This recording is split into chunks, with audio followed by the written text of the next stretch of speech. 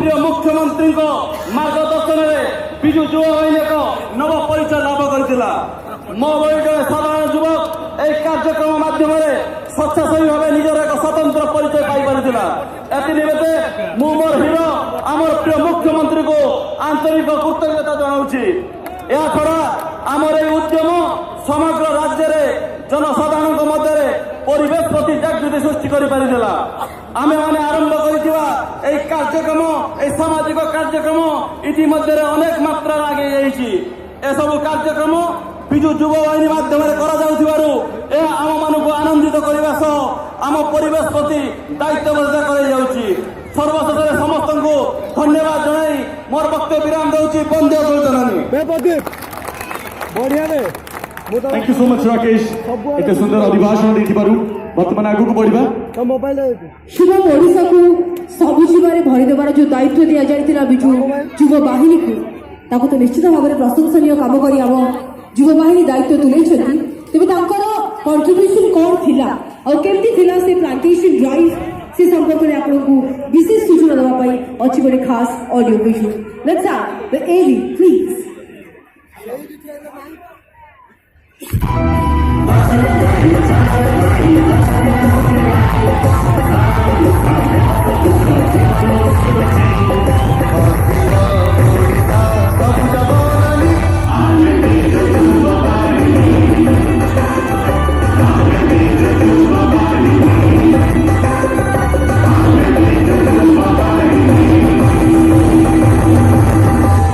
एकाठी आसुछंती विजु युवा बाहिनी ओडिशा हब सबुज बनानी। कच्छ अमर माँ ताकि समस्त बनाएगा।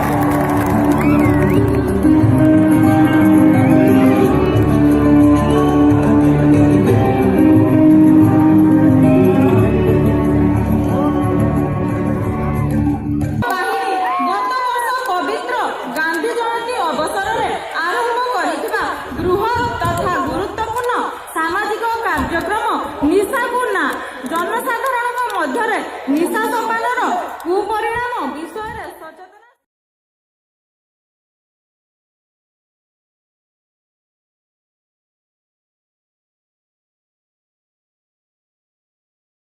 कोटी टंका व्यय निर्मित होगाक बंदर द्वारा राज्य में 12,000 ऊर्ध्व लोक प्रत्यक्ष और परोक्ष भाव में मिल विजुबाबू प्रचेषा निर्मित होता पारादीप बंदर जेपरी राज्य प्रगतिर पलटि मुखशाला ठीक सेहीपरि आम मुख्यमंत्री ऐतिहासिक पदक्षेप ओडिशा व्यतीत पश्चिमबंग बिहार झारखंड परी पड़ोशी राज्यर आमदानी और रप्तानी क्षेत्र में हेब सहायक।